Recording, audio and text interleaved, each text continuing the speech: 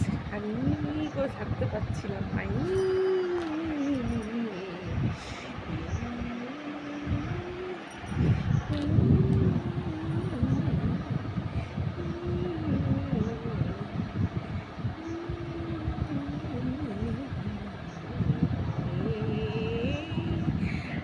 খেলা নিয়ে দাঁত খেলাচ্ছি, দাঁত খেলা নিয়ে দেখলে কেমন ডিস্টার্ব করলো আমাকে করে চুল মাথা চুলকে কামড় জন্য দিতে শুরু করেছে। চিন্তা করতো দেখো হাতের মধ্যে অ্যালার্জি চলেছে, ওই যে কাঁচা কামড় দিল।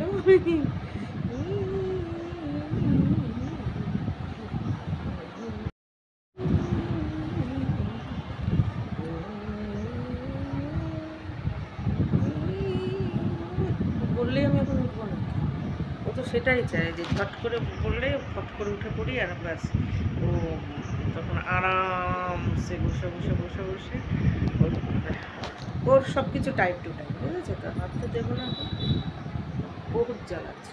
দেখলে তো কেমন করলো আমার সাথে, তোমরা সাক্ষী সাবু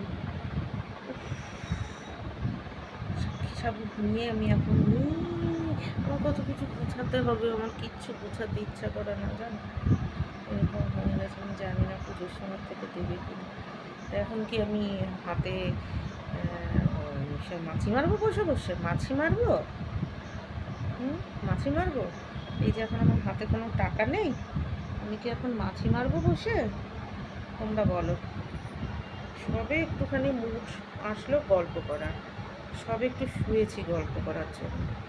কী হলো গল্পটা? কী গল্পটা আমি করলাম তোমাদের সাথে?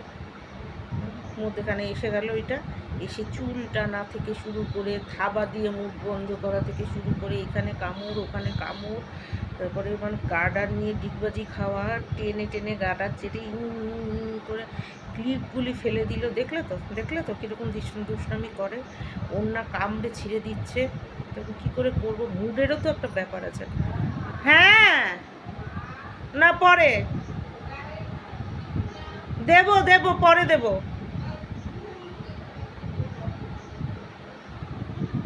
এখন দিতে গেলে আমার অনেক জামা কাপড় ছাড়তে হবে, আমি পরে দিচ্ছি। জামা কাপড় ছেড়ে টেড়ে তারপরে দেবো, আধ ঘন্টা পরে। তুমি ভাবো তো কীভাবে আমাকে জ্বালায় ওরা, এবার স্বীকার করে।